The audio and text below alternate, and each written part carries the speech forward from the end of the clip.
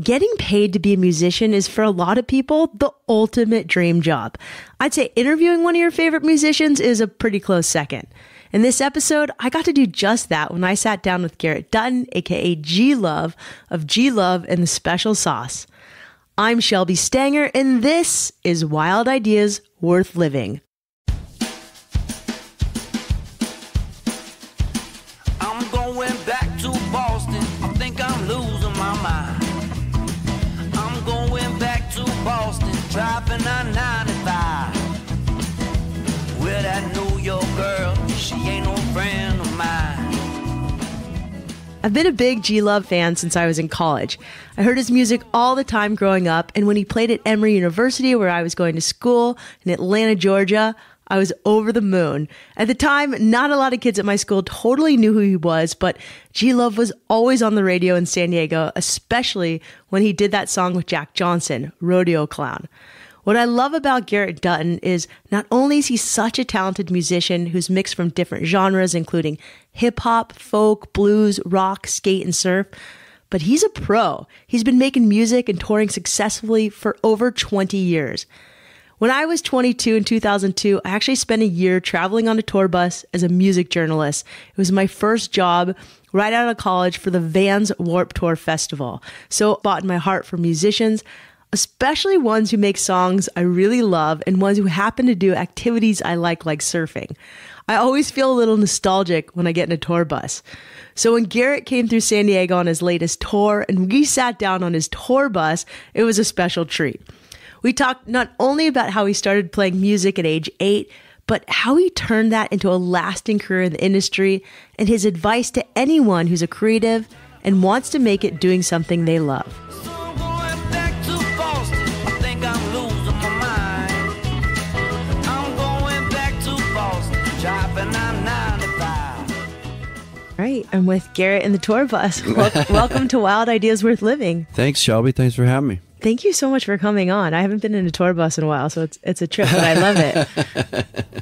This podcast was initially, the idea was to find someone who was really inspired by the outdoors and the love of a sport and was a musician. And I was like, G-Love. Cool. And you once played, I'm from here, from Cardiff by the Sea. Right. And I went to school at Emory University in Atlanta, Georgia. Oh, wow. And I graduated in 2001-ish. Why'd you go there? Because I knew I'd surf if I went to USC or UCLA, and I wanted to study journalism and focus. The CNN was there, and I knew I would have to focus. And the soccer team was pretty cool. Yeah, I stuck out like sore thumb though. I wanted a cultural experience, and so I went to school in Atlanta. But you played at our school, and people didn't get it. Jack Johnson was also around there. I was like, oh my god, you guys have no idea. These guys are the best. And so I got to stand front row the whole time. I mean, the people loved your music, but I don't think the kids at Emory in Atlanta totally knew. And then we would follow. Then I had a girlfriend who. We went and saw you in Jacksonville or in some college towns in Georgia and South Florida, and people raged at your shows. Cool. They were so fun. Do you remember playing shows in the early 2000s in college towns? Yeah. It's still the same crowd. Yeah. You have this great background of influence. So it was hip hop and blues, and it's a different mix than a lot of artists. Can you talk a tiny bit about that? Yeah, well, I guess on two sides, the musical side, my mother put me in folk guitar lessons when I was a young kid, and I didn't like it, but I stuck with it, and then eventually it started sounding pretty good when I was 13, and I learned a lot of Beatles songs. It seemed like a lot of teachers would teach me Beatles songs, and other people, Bob Dylan, or just all different kind of acoustic strummy songs. And that was the interesting thing, to first learn how to sing and play a song by playing Beatles songs, which are, one of the greatest songwriters of all time. So I was learning good songs, good craft, good changes. So then I got into the Delta blues through playing harmonica, because this is the 80s, I was playing a harmonica on the rack when all my friends were playing in Cure cover bands. I was somehow found folk and Bob Dylan and Peter, Paul and Mary and Leadbelly and Woody Guthrie and all this stuff, and And then I found the Delta Blues through an artist named John Hammond, and that changed my life, listening to John Hammond. And that, because John did records of interpretations of other bluesman songs, I was able to trace that back and find, you know, Muddy Waters and Robert Johnson and Skip James and Elmore James, Mississippi John Hurt and Mississippi Fred McDowell. That list can go on and on. So there was this side of me that was this folk kid, right? And writing songs about, you know, the city and the country. And then I got into blues. I started writing more about the city of Philadelphia. And then at the same time, I was like, you know, a surfer, skate rat. So I had that beach thing, but I also grew up in the inner city of Philadelphia. So I had this whole street culture thing going. And, you know, I was skateboarding, I was writing graffiti, we were breakdancing, we were playing basketball. We're, you know, really a part of this street hip-hop culture in the 80s, which was, the soundtrack was, you know, the Beastie Boys and LL Cool J, Run DMC, Public Enemy, you know, later De La Soul, Tribe Called Quest, and KRS-One, and Eric B. and Rakim. So, you know, I had these, like, this juxtaposition from this, like, hippie, crunchy kid to this, like, skateboarding, you know, graffiti writing kid. And one day later, they just kind of collided. And when I was a street musician, I started rapping the verse for this Eric B. and Rakim song, Paid in Full, over my blues riff. And then I knew at that moment that it was like the sky opened up, and that was like one of my great epiphanies of my life. Like, wow, I just found a style that no one's kind of thought of before. Yeah, you have this perfect blend. That's so awesome that you have that. Yeah, Philly and Boston they don't seem like the easiest. They're so different than like Jersey Beach Town or San Diego. I mean, Philadelphia was a really interesting city. And again, it also had a lot to do with where I was from, because so Philadelphia as a city, it's a walkable city. It's a grid, right? So we always would say, like, we lived downtown, you know, in 2nd and Delancey. I lived in like a nice, kind of like a, you know, upscale inner city neighborhood. Philadelphia is like neighborhoods, and especially back in the day, it was real clear cut, the lines, like, you know, this neighborhood is white and this neighborhood is, you know, Italian. And then it went to the project where a lot of African American communities lived, and then the other way, that's south. And if you go north, it's going to go, you know, working class, like Polish, and then go to Puerto Rican, and then, you know, African American neighborhood, or then Chinatown. You know, so everything, we always say, like, you know, and you go west, and first you're going to hit the Irish neighborhood. So you always say, you know, don't walk too far in one direction on any given street, because you're going to end up someplace where you probably don't want to be. You know what I mean?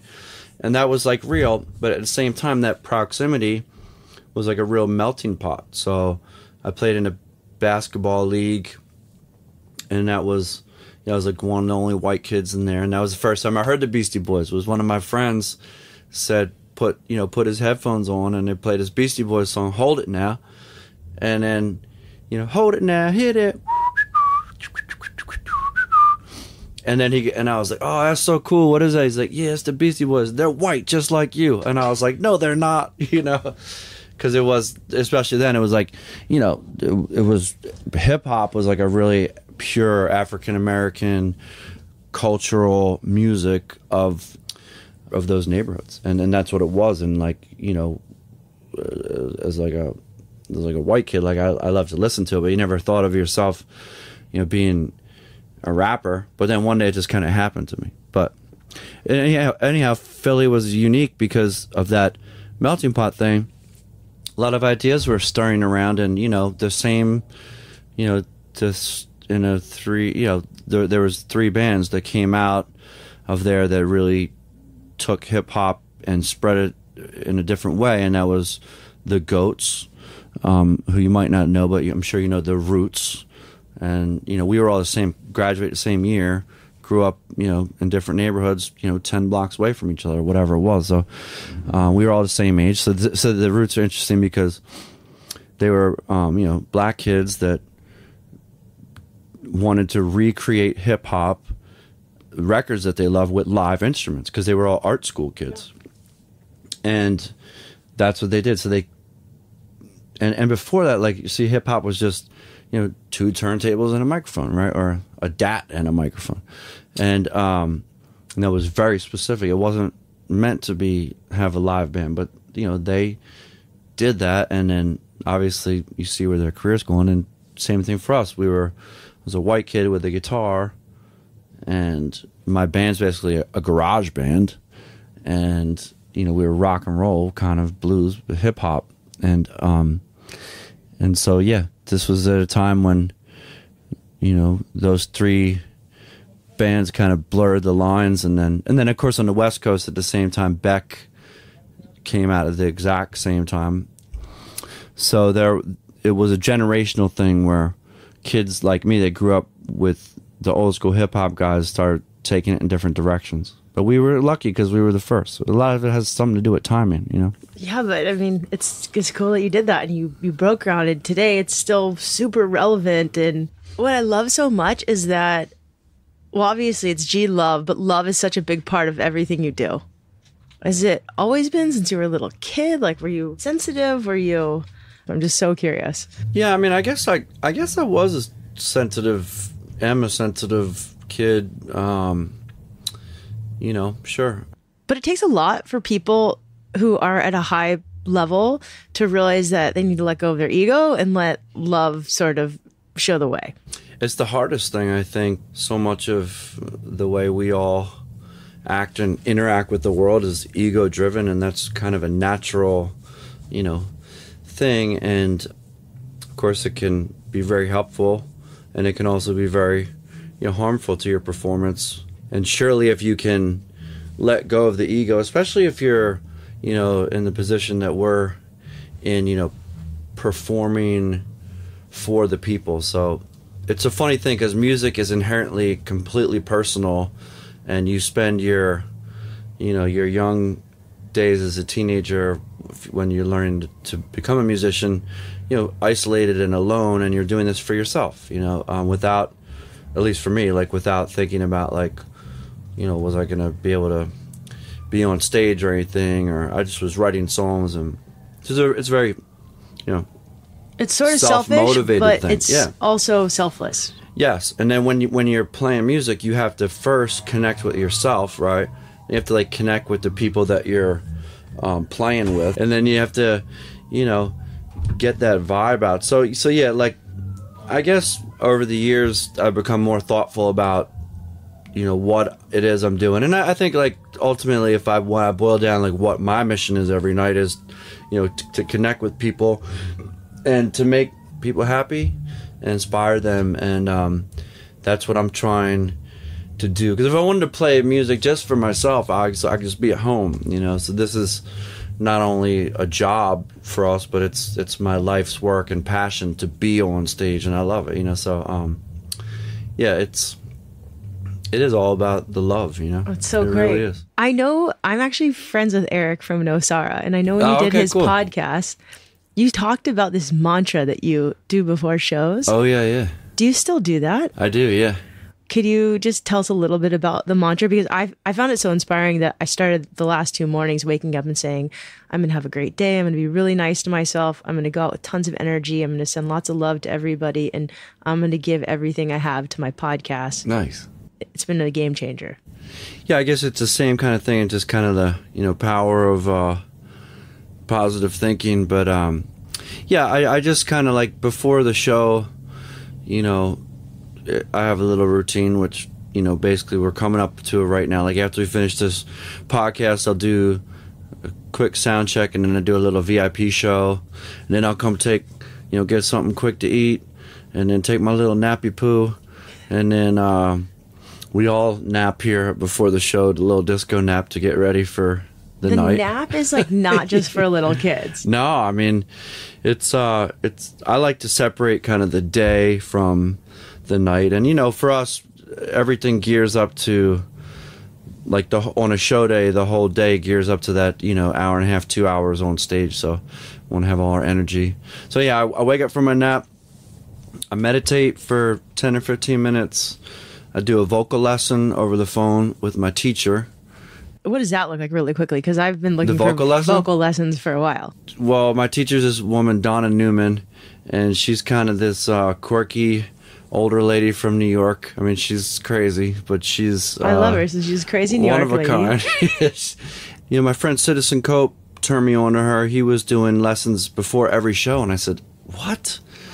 And so I started doing it, and it's been a complete game changer for me. Yeah, I had vocal surgery in 2008, so I've learned a lot about the voice, but this is a really game changer because it's kind of like, you know, working with a personal trainer if you're an athlete right before your game.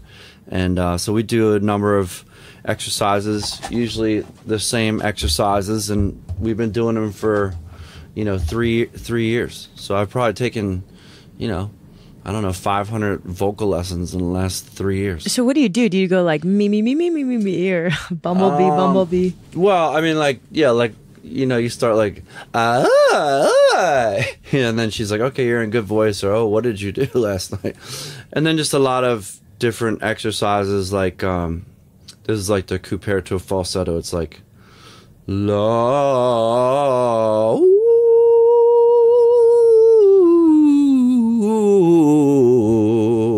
you know, so I don't know, just stuff like that.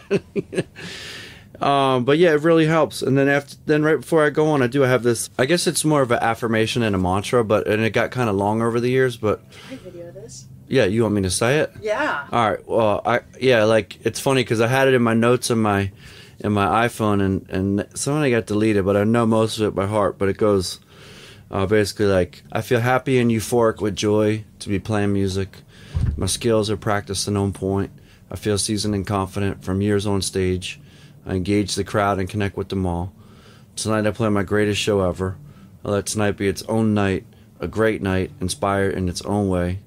And then I feel my body moving agilely and loosely. I sweat and feel my body release any tension. I feel synergy and a connection with my band. I feel the crowd. I don't judge the crowd. I'm happy if there are 0 to 1 million people tonight because I'm happy in myself playing music. I feel the vibe. I'm a rock star. I'm a man of the people. I stalk the stage like a great panther. If I'm injured or sick in any mental, physical, or emotional way, let the music lift me up. Music heals my soul. The show is the best part of my day. I'm at my best when I play music. The people I love and respect what I do. And then I go, you know, I am the blues. I'm a living legend of the blues. My voice is strong and supported. My notes are pure pitch and timbre. My guitar is singing and cutting. The harmonica's blazing. The rhythm is pulsing like a freight train. I am a freight train. I am a human freight train. You know, I am love. And then, like, you know, I love my band. I love the songs. I love the crowd. I love myself. I love this stage. You know, I'm ready. Let's have a great show. Love saves the day. I let love shine and truly save the day. Thank you for letting me play my music. I love that. So I kind of say that to myself, and then we have like a group hug, and then, you know, Frank makes the announcement, and we go rock out. Garrett isn't just a musician. When he was young, he discovered surfing and fell in love. So how did a kid from Philly find surfing, and how does he find time to surf when he's on the road touring? Well, you can find out where he surfs and how he does it after this message from our sponsor. REI Co-op asks, what does nothing sound like?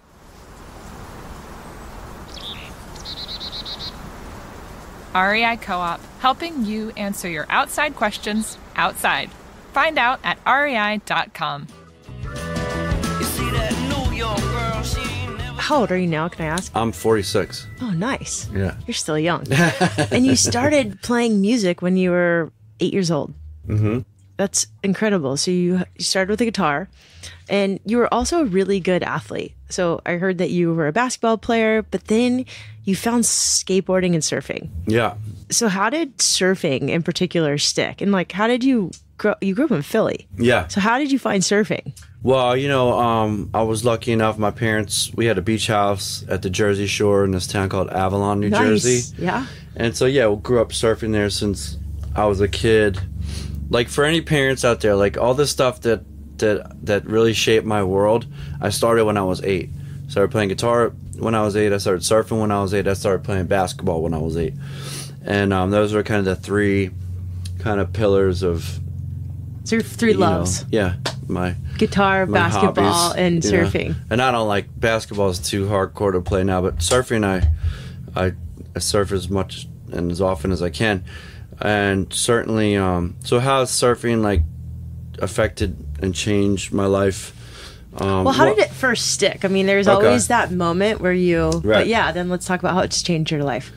I guess it first stuck because, I don't know, I mean, I was a kid and that's what, you know, me and my best friends did. And I always loved the ocean. And, you know, it was, you know, surfing's...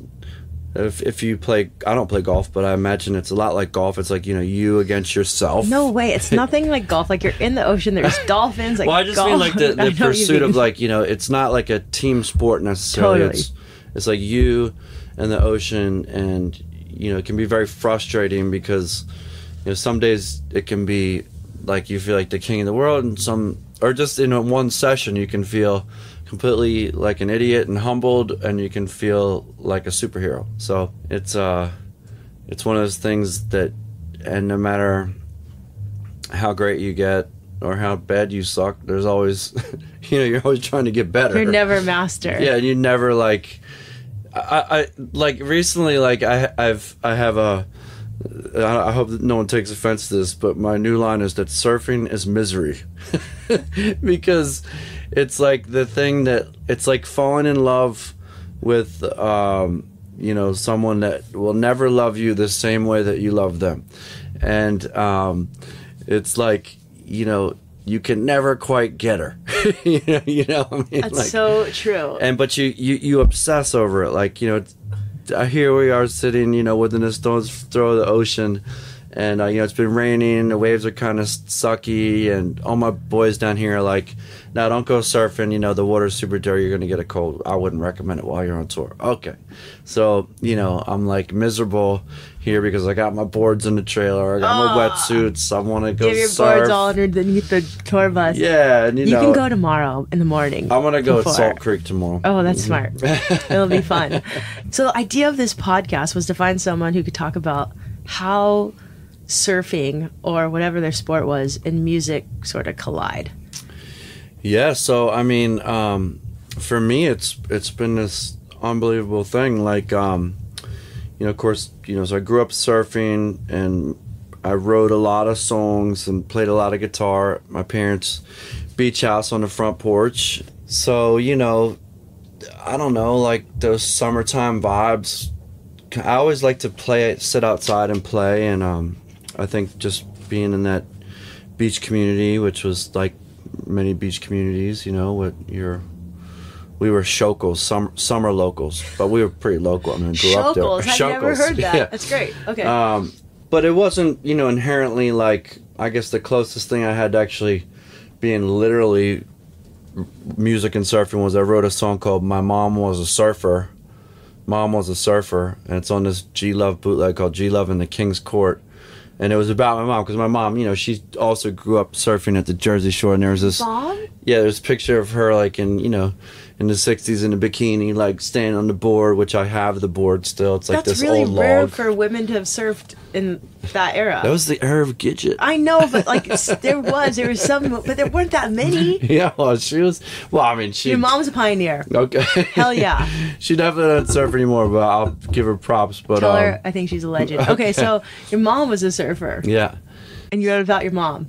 Yeah, so, you know, so I had that, and then ultimately, you know, I too, like you went to Emory to focus, I moved to Boston, where I also didn't know anyone, wanted to be away from my family and friends, just away from anything other than just me being, no one mess with me, and I'm gonna play music. And that's what I did, and that's led me here. So along the way, I'll never forget this day, you know, in the late 90s, probably 97, some of the legendary locals at our beach, one lives out here now, called Scott Garner, and I was just riding my bike, and they said, "Yo, Garrett, come over to the crib. We want to show you this video. You're in this surf video."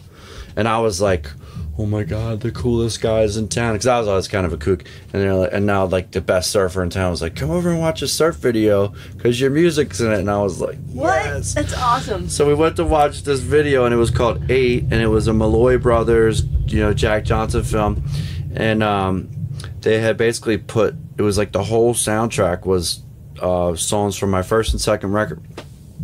Of course, they never cleared it. They never Of course, got they just permission to bootlegged your use music, it. but And so I was like watching. I was like, wow. And then I'm like, wow, these guys just fucking ripped off all my music.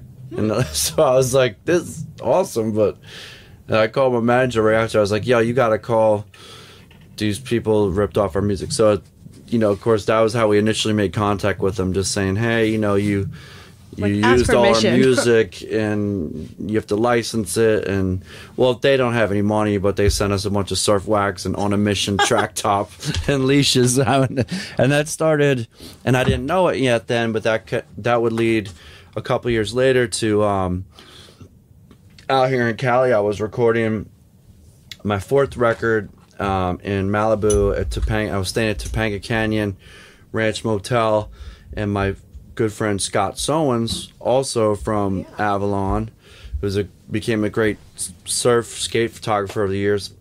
He was working with Jack and the Malloys, and he said, Garrett, you got to meet this kid Jack Johnson, and he's a huge fan, and he's an awesome surfer, and he's got this song you got to hear called Rodeo Clowns. Can we come by? Yeah, come on by. So we went for a surf. It was super flat, and then Jack and I traded songs. And then, the rest is history. 2 days later, we were in the studio where we cut his song Rodeo Clowns, which ended up being a single for our record. And it happened out of here in San Diego. 99X, the station. 91X, yeah. 91X. Yeah. They were banging Rodeo Clowns, and the intro said, they hey. played it every minute on the radio. And they were like, hey, and the intro started like, hey, this is G-Love. I just got out of surf in Cali, even though I'm Philly born and bred. I'm here with my man Jack Johnson. Blah, blah, blah. And then, Jack, what time is it? Jack, Jack, tell him what time is it?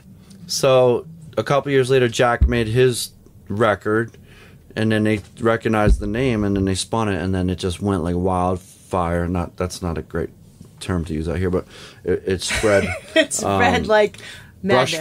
Brush fire. And it really connected, and then obviously one of the great musicians of our time was kind of born. So and full circle, that just being down with Jack, and then his crew, of course, is people like Kelly Slater and Rob Machado and all the other wonderful surfers. So my surfing got a lot better after I met Jack, because I got to surf and be great friends with all these guys, and it's been a wild trip. So surfing remains, a passion of mine, and I'm finally moving to a beach town in Cape Cod. Wow. In Orleans, and our beach is called Nauset Beach, where we unfortunately have a crazy, active, and highly congested great white shark population. What? So it's... Or are you just saying that so people don't come in? No, it's like, kidding. it's crazy. Like, you see them. Wow, Like, that's you're out in the wild. water, and then they're tagging sharks like 100 yards from you. And last summer, no one had gotten hit since the 1930s, and last summer 2 people got hit, and one was fatal. So it all of a sudden last summer got really real for us. Yeah. So when you surf, because you spend so much time like in the water, do you ever come up with songs in the water? Because Yeah. you do. All the time. And what do you do? Because like if I come up with a story idea in the water, it's super stressful. Like Yeah. I'm like, I don't have a pen. Right. I finally got a little waterproof No notepad way. that That's I've awesome. put in my wetsuit before, but it's annoying. Like I'm not gonna put a pen in your bikini. Like it's just Yeah. all things kind of. But I've done it before because I've had an idea come up. What do you do? Well, I just keep... It happens all the time. And it just shows you... when you're surfing, it's kind of like your mind's lucid, like it is when you're going to sleep or waking up. Like you're at peace, and You're in flow. you're in flow, and your mind's expanding. So oftentimes, I'll come up with a catchy melody, or I'll start singing the verse, and then I just... So the question is, do you get out go through all that and run back to your car and go write it down or sing it in your phone, or do you just keep surfing and repeat it over and over and over and over and over again? Yeah, So that's smart. One of those two Sing things it. are, and you know, like anything, I mean, you know, if it is a really, really good idea, you'll most likely remember it, hopefully. Do you? Is that how you do? I mean, you're a high achiever, and it's really cool that you approach your music like, I mean, a job. You have a coach. You're so professional doing this interview. It's unbelievable. I so appreciate it. What's sort of your process? I know you have a coach, but like in writing songs, do you sit down and just write them and bang them out, or do you like wait for them to kind of come to you? And I guess the reason I'm asking you this is there's this famous TED Talk with Elizabeth Gilbert, the girl who wrote Eat, Pray, Love, and she had interviewed Tom Waits, and he said that like songs would come to him while he was driving in traffic in LA, and he had like no phone, nothing with him, and he'd be like, I can't pull over, like I can't, how do you catch them? Just like songs kind of will come to you. So do songs like come to you, or do you sit down and sometimes just by showing up and doing the work, they always come? I think the most important thing is just to kind of be open, like leave yourself open to being a watcher and an observer and a, you know, note taker of your surroundings, everything you eat, drink, touch, see, smell, hear, read. It could be something you hear two drunk guys saying on the corner. It could be something funny you say to me. So, oh my God, what did you say? Well, that's a song. I'm always looking for that sticky phrase and that sticky melody, and I'm always writing them down or singing them into my phone. And then, so I have a huge, you know, my notes on my phone is, and like even my, you know, my voice memos, it's just, these are all just jams. He's and scrolling through a song million ideas, amazing you know what I mean? memos. Notes, it's the same thing. I just got like, let's see if there's some song ideas. Well, there's a lot of So stuff you in just here type your now. notes. So you type Yeah. your songs into your iPhone. Yeah, and I just type ideas, and then when I get time to have an afternoon or a day that I, you know, dedicate to getting some of these ideas out into a regular song, and then you take that sticky phrase, and you know, the band comes up with a great groove at soundcheck. I have something. Oh, I got something that can go over that, and they happen all different ways. But I think ultimately, all the work has occurred your whole life, and for me now, like I have, you know, close to 20 records out. We have a lot of songs.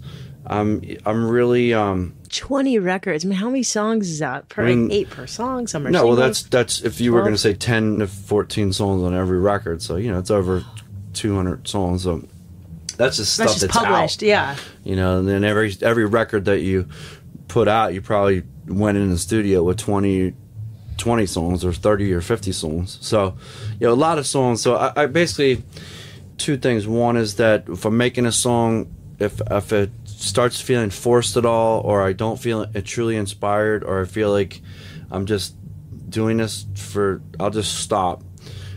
So a song has to be like, come from a pure place for me. It has to be something that's like pure, whatever it's about. If it's just about something stupid and funny, or if it's about something very serious, or it's about, you know, politics, or if it's about social stuff, or if it's something very personal, whatever it is, like I want it to be true and pure and come from a place like this is a piece of art. This is not like something that's meant for some kind of commercial reason or anything like that. It's got to be like a pure place, and it's got to be good. And if it's not, then these days I kind of just step off it sooner, just because I have so many great songs. So I guess I'm more self-critical now. So, you know, whatever.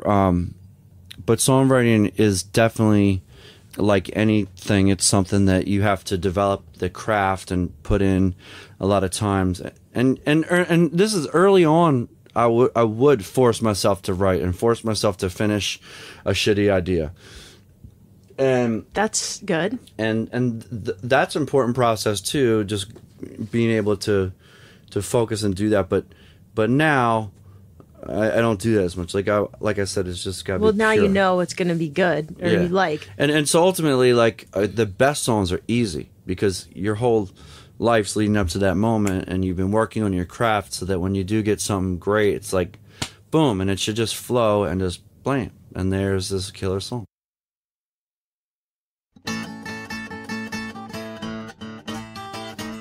In addition to being a surfer and a musician, Garrett Dutton is also a dad. He loves getting outside with his family and on his own to pursue his passions, and it's really in the outdoors where some of his best works and song lyrics are born. Is it a trip to be touring still? I mean, you've got a kid, you're married. Yeah, I got a 17-year-old who's going to graduate high school this year, and I have a 3-year-old. Wow. Well, he's about to be 3 this month. So you're in it. Yeah. Full on dad mode. What do you like to do with your kids outside? Surf, obviously. Yeah. But what about your 3-year-old? Yeah, we're beach people for sure, and Lewis is the young one. He's just kind of starting to get to the age where he can cruise around pretty good. So, but we're like out, like when my Aiden was a kid, we go camping all the time, and I've been an outdoor kid my whole life. Like I used to work, I've done a lot of stuff on the trail. Like I used to work for I did a summer in the Greater Yellowstone Recovery Corps with the SCA, Student Conservation Association, like building trail maintenance and stuff in the backcountry. And I hiked a base camp at Mount Everest with Love, Hope, Strength Foundation. That was tough. But yeah, we like to get outdoors, and you played some benefit concerts in Costa Rica, in my favorite town. Yeah, we go to. We go down to Nosara in Costa Rica every year and do a benefit down there, and you're friends with Rob and Kelly, so have you gotten to go to the wave pool yet? Yeah. You bastard! No, I'm just kidding. It's so awesome. Yeah. What was it like? It was frustrating. Like it was. I learned a lot about being an East Coast surfer. Like obviously tube riding is not my specialty, although Rob Kelly seems to be doing a good job with it. But the most helpful thing about the wave pool is that like you can go. They film every wave, so you can go back with one of their coaches and he can show you. Oh yeah, well, so you gotta do this. You keep rolling up in the tube because you're not holding the line. Like I'm trying to adjust in the tube. I didn't know. No one really ever told me you gotta stick it and just stay in the line. Yeah. And I don't know how to do it. And actually, I've gone to Tavarua a bunch with Kelly and his crew, and I've gotten to surf with Kelly a lot over the years, and it's all, you always gotta kick yourself, because I grew up, we're the same exact age, so when I grew up he was my age, on the cover of Surfer Mag, or the Sundeck ad back in the day. So I've always been starstruck. Every time I hang with Kelly, I'm just fucking hanging with Kelly. But yeah, I said, Kelly, how do you, what's your best advice for when you're in the tube? I can get in the tube, but I can't get out. He goes, well, I guess just get out, or something like that. He said something like that. How do you get out of it too? He's like, you just get out of it. But then someone said also, you just gotta look out of it. Don't look at the wall. Just look. You can't look at the wall. Follow the light. So this is an ongoing crusade for G Love to get barreled. I mean, I've gotten barreled, but nothing I haven't got my real good photo op yet. I've only been covered up, but a guy was in the channel who took a picture of it, so it looks like I'm barreled. Okay, right, yeah. I think he'll get it. I think there's a lot of wave pool trips in your future. Yeah, I mean, yeah, and my buddy Michael Schwab, who's an investor, and Kelly in the KS Wave Pool, they're working on one right now too. So I got some friends in high places. They're gonna get me pitted. That's awesome. But yeah, the wave pool. I mean, I'm telling you what. You watch it on Instagram and stuff. It looks easy, but it looks easy because everybody, mostly guys, are pros. It's definitely, it's definitely a challenge, and you learn a lot. So it's a bucket list.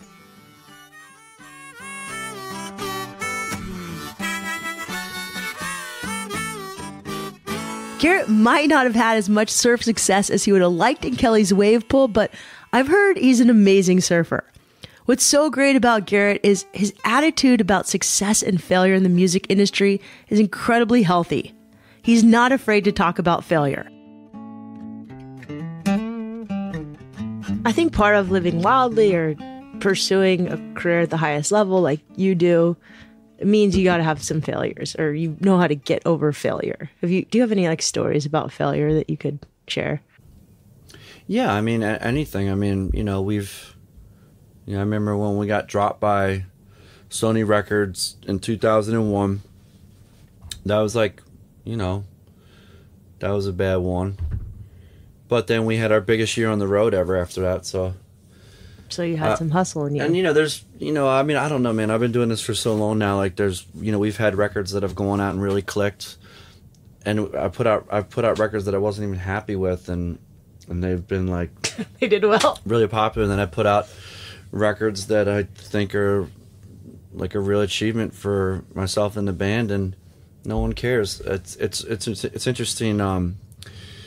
I guess, and I've had shows where you get off stage and you feel like, wow, I suck, and like what a shitty fucking experience that was, because but they love whatever happened, and that's the worst, if you feel like you to yourself you had a shitty night and just didn't perform well and didn't feel it, and then people say, oh, that was so great, and you said, really?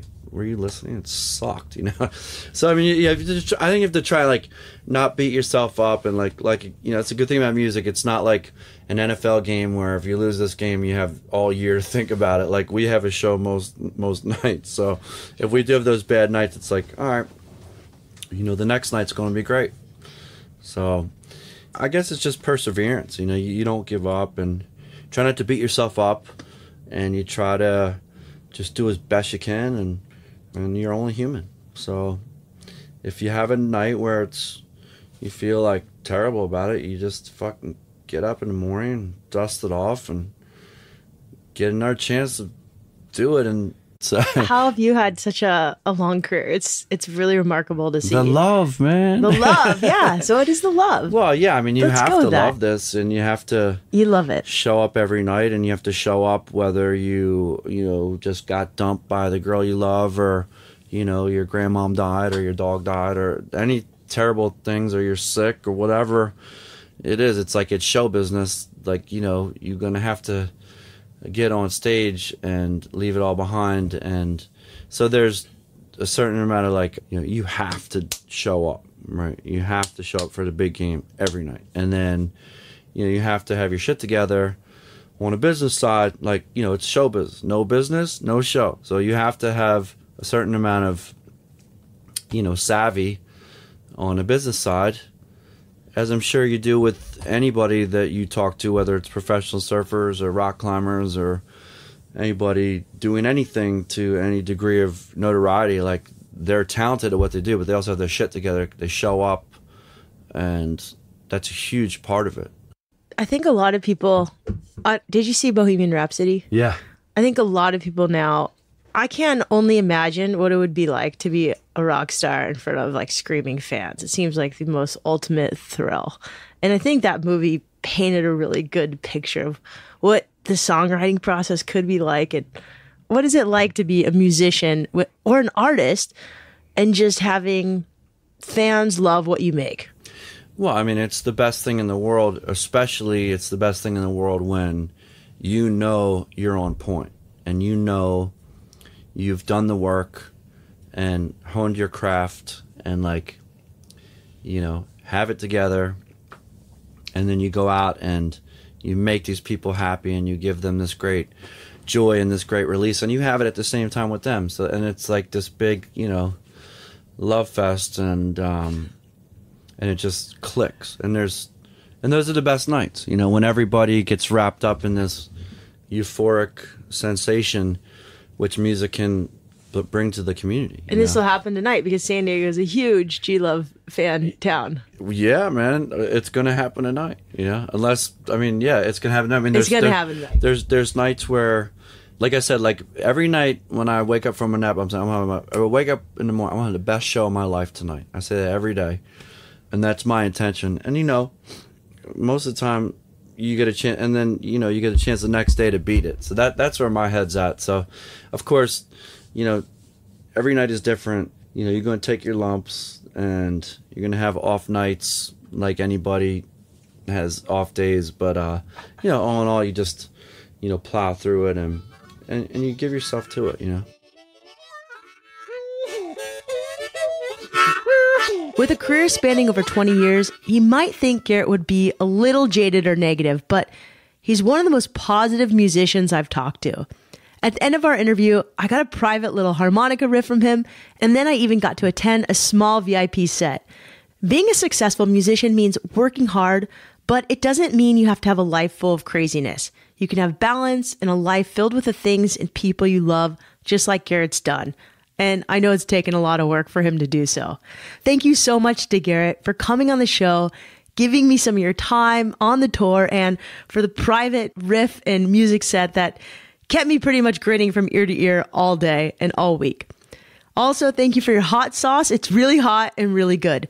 To your management team, Michael and Chris, and to the Belly Up in Solana Beach, one of my favorite music venues ever, thank you for hosting us. To you listening, I really hope you enjoyed this show. Wild Ideas Worth Living is produced by Annie Fassler and Chelsea Davis and supported by REI, a brand that helps us go on pretty much any outdoor adventure my little heart desires, and hopefully yours as well. Tune in week after next for my interview with a past guest that I just had to have back on. She talks about why sucking at something can be so great and why it's okay to be average. Yeah, I said that. So tune in to see why. If you have a minute, please rate us and review us on Apple Podcasts, iTunes, Spotify, Stitcher, or wherever you get your podcasts.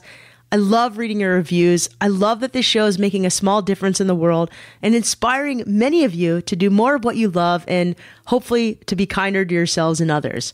I also love it when you tell your friends or 10 friends or 20 friends or heck 30 friends. The more the better. I really just want this show to grow and I want people to listen and I want you to enjoy it. So regardless, wherever you're listening, remember, some of the best adventures often happen when you follow your wildest ideas. Yeah. Okay.